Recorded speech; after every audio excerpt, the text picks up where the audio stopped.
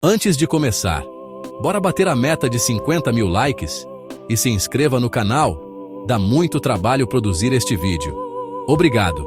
Em 1998, a cidade de São Paulo parou. Não era por causa da Copa do Mundo que acontecia na França, mas por causa de um monstro que se escondia onde as pessoas buscavam lazer e natureza. O Parque do Estado, na zona sul da capital, uma área de mais de 5 milhões de metros quadrados, virou cenário de um dos casos de serial killer mais brutais da história do Brasil. Corpos de mulheres jovens começaram a ser encontrados na mata, nus, com sinais de violência sexual e estrangulamento. No início, eram casos isolados, até que a polícia percebeu um padrão aterrorizante. Todas as vítimas eram abordadas da mesma forma, e o autor logo ganhou um apelido que entraria para o imaginário popular: o maníaco do parque.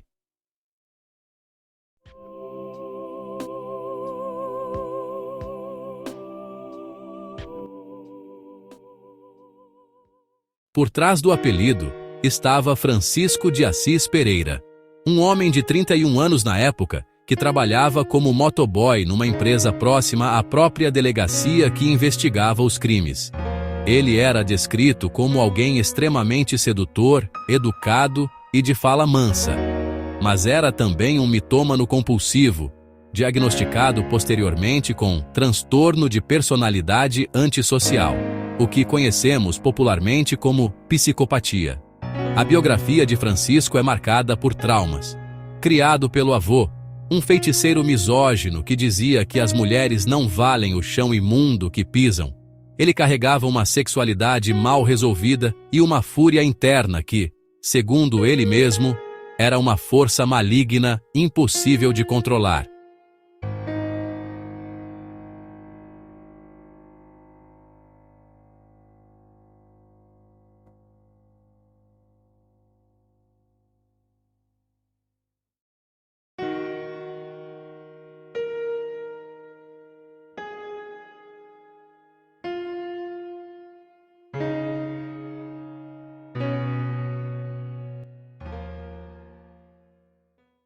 Mas como ele conseguia levar essas mulheres para a mata sem levantar suspeitas?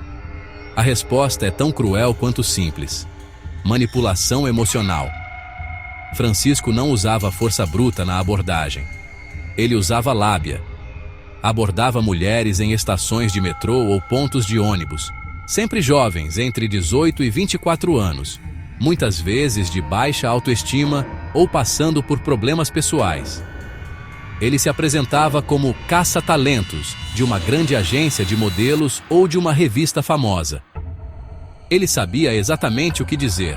Prometia fama, dinheiro e uma sessão de fotos ecológica no parque.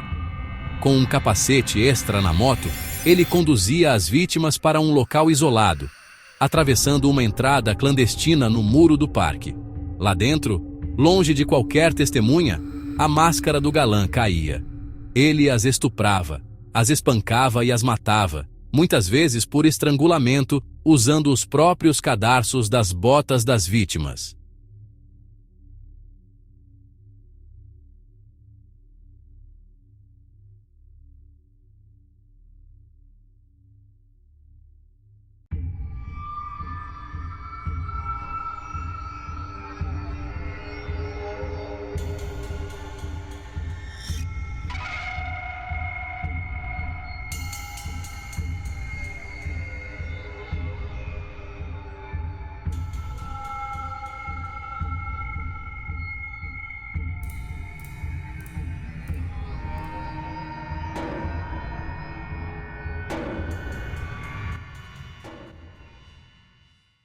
É crucial que a gente não reduza essa história a números. Vamos lembrar os nomes de algumas das vítimas fatais condenadas neste caso. Patrícia Gonçalves Marinho, 24 anos, vendedora que sonhava em ser modelo.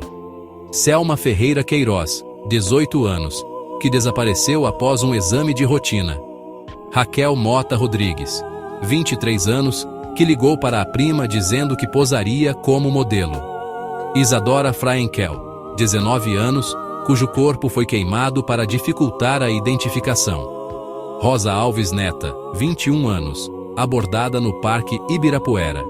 Ao todo, ele confessou 11 assassinatos e 23 ataques, embora tenha sido condenado oficialmente pela morte de 7 mulheres. Sua pena somada passa de 260 anos de prisão.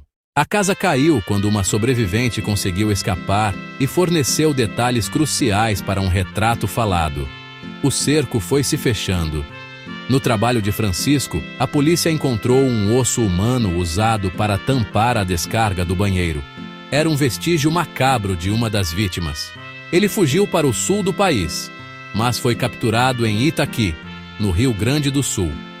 Durante o julgamento, o promotor Edilson Mugenot Bonfim fez um discurso histórico para convencer o júri de que Francisco não era um doente mental inimputável, mas sim um psicopata frio e calculista que sabia exatamente o que estava fazendo. E o júri concordou.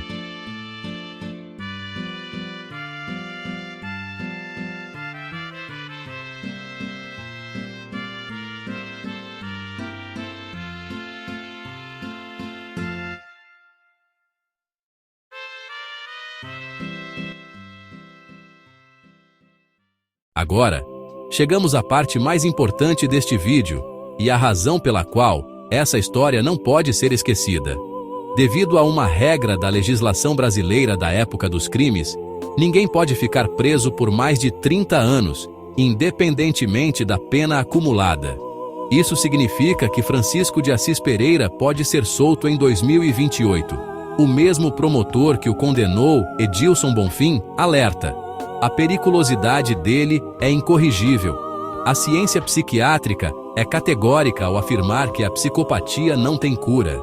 Em seu livro, o jornalista Ulysses Campbell relembra que o próprio Francisco avisou: sinto uma força maligna dentro de mim que só faz crescer. Lembrar do maníaco do parque não é apenas sobre true crime ou audiência. É sobre vigilância social.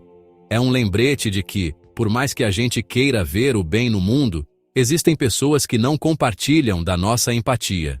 Existem lobos em pele de cordeiro. Francisco se aproveitou da vulnerabilidade e do sonho de meninas que só queriam uma vida melhor. Que essa história sirva de alerta. Cuidem-se. Desconfiem de promessas fáceis. E, acima de tudo, mantenham viva a memória das vítimas para que a justiça, de fato, nunca cochile. Eu fico por aqui. Se esse vídeo te fez refletir, compartilhe. Deixe seu comentário sobre o que você acha da possível soltura em 2028. Nos vemos no próximo caso.